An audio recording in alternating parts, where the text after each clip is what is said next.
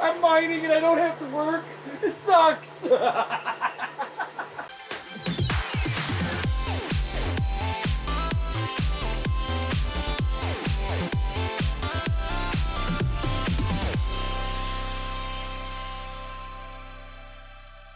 I recently traveled to Illinois to go meet a few crypto YouTubers that you might have heard of. In this episode, we go see Nemisist and find out what's behind the man of Crypto and Hot Rods, the YouTube channel. Okay, so I am here at Nemisist's house. Let's see if he's home here. I don't know if he's gonna be home or not. Yo! Hey Nemisist, how's it going? Pretty good. Welcome to my homestead. Thanks for inviting me in. Glad to have you here, man. I heard you were in town. I'm like, you have to come out here, man. Show me what you got going on here. So coming up over here, I got my my living room heater here. This serves the purpose of keeping the wife warm while we're sitting over here. I've got three 3080s sitting on a AMD motherboard, a Ryzen 2700X server power supply with a regular EVGA 1000 watts. So this is pretty much what helps keep the living room warmed up for, like, especially if I'm doing a live stream on my channel, Crypto and Hot Rods. You guys check it out. But when I have to close the bedroom door because of my microphone over here will pick up every fan noise in the room. So this will keep the area warmed up while I'm streaming. So it's like, you know, especially in the wintertime, which it is now. My furnace is off. It's like 78 degrees in the house because I'm running that much equipment. Yeah, man. Let me show you what that's all about. Welcome to the mining room. This is the room that I've been mining in for 4 years now. Over the years, I've had everything in Veta frames. These ones were how I first started off. And eventually I figured out that if I wanted to be able to scale up, I needed to be able to basically condense everything into a smaller area. These Veta frames are nice and everything, but they take up too much room.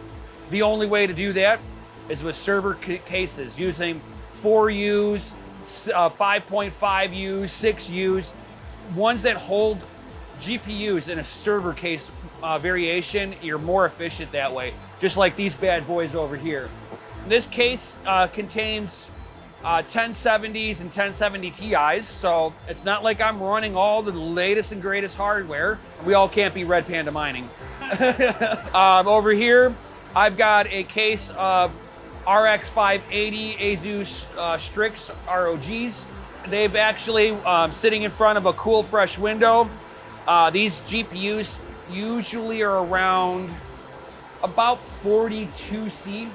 So they stay really cool, even though I've got no GPU fans on there that are controlled anymore.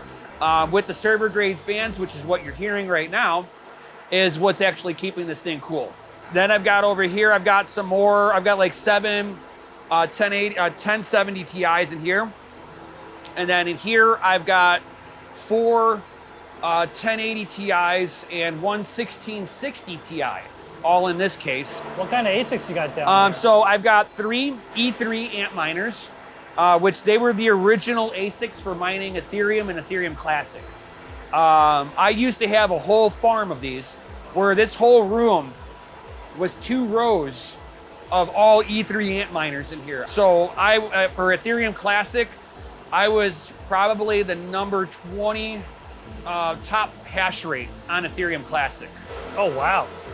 So I had somewhere around 12 gigahash on Ethereum Classic. Right now I have them on 220 volt power that goes right to my fuse panel.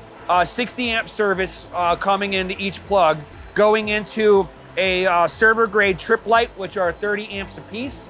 So all my wiring can handle the 30 amps of power flow through it.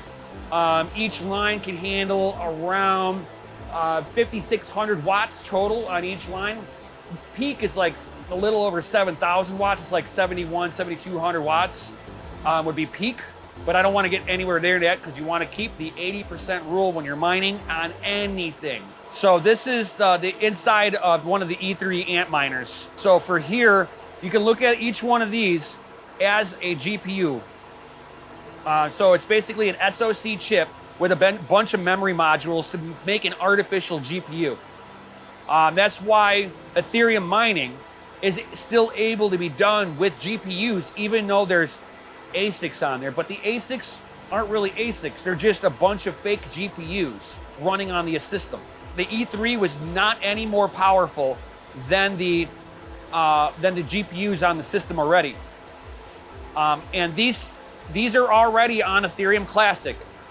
So if you think that you're going to be moving over to Ethereum Classic when ETH 2.0 finally comes out, you're still competing with ASICs. They will be able to be repurposed and reprogrammed. I've already reprogrammed mine. Yeah, that's how you did it, right? Yeah, I've already did this. I've done a video on me doing this on crypto and hot rods on how to reprogram your E3 ant miners to go onto Ethereum Classic. Speaking of your channel, it's crypto and hot rods, right? Yes, sir. So I see a bunch of crypto stuff here, right? A lot of crypto stuff, but where's all the hot rods at? Oh yeah. In order to have the titling of hot rods, you got to be a hot rod guy. So we can go out into my man cave out in the garage. Check out my little man cave here, guys. Ooh. Here's my hot rod, one of my hot rods. This is an 84 Z28 Camaro. Basically from the driver's seat coming back this way, the floor has been cut out and has aluminum floor in there. So there's like a lot of lightweight stuff on this car, because if you don't have to move as much weight, you don't need as much of a high horsepower engine to get it to go down the racetrack. So this one is my I want to say my third hot rod that I ever bought. The first one that my wife bought with me, and so this is a '74 Chevy Chevelle. Very, very low number production on this particular one. They made more convertibles of the Chevelle in '74 than they did with my options. So I've got an original 400 small block in there, an original TH350 trans in there, a posi rear end. So this one has been my baby. I've drove it across the country and back. To Atlanta, Georgia, drove it back. It was really fun to go through the mountains. She's got some cool little features about her. Not too many people normally see stuff like this. This is what they call a swivel bucket seat. So this was the early day easy out seats. The swivel buckets were for back in the day. You would turn it sideways to help you get out of the car, whether you had bad knees, bad back, or just to simply help somebody get into the back seat. You had to swivel the seat sideways. So one of the things that makes my car so rare, like I was saying before, that they made more convertibles than my car alone. One, this is a California emissions car. So for '74, it's one of the first cars to have ever gotten emissions.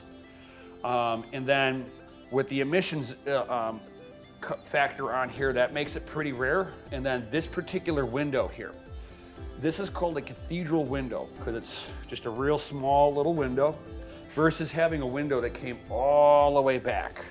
So they only did this for the first 3 months of '74. So mine's a second month, first week. My car was number 1100 off the factory line. I was sitting at a dealership not too far away from here, and on my way to work, I kept seeing the car, and I'm like, oh, green. And my wife one day went past it, and she's like, we should take a look at this. I started it up, and I'm like, oh my dear Lord, I want this. So here is the original motor to this car, the 400 small block. I even have the original AC system still on here, and it works. I think this thing can start. Oh, really? It's been a couple of months since I fired it up. All right. Because it's getting wintertime out, it's wintertime and stuff like that. I usually put it away for the winter.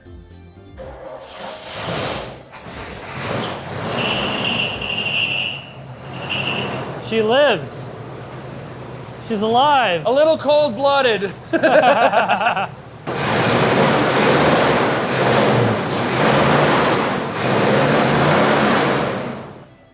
This is my baby. This underneath here is a completely hand-built, restored 1976 Nova. This thing was originally butternut yellow with a gray primer on it. I'm the second owner on this car. And this had no motor, no transmission. We ended up, my wife did the upholstery on the inside of the car. These are pre-bought seats. And then that was a pre-bought center console because these cars never came with a center console. New carpeting. The dash is all original, except that we did a color change on it. It had a tan dash pad that we painted, re-stained it to being red to match the theme of the car. My wife did the door cards, which are the inside of the doors, stitched that all in, and all of that really cool stuff.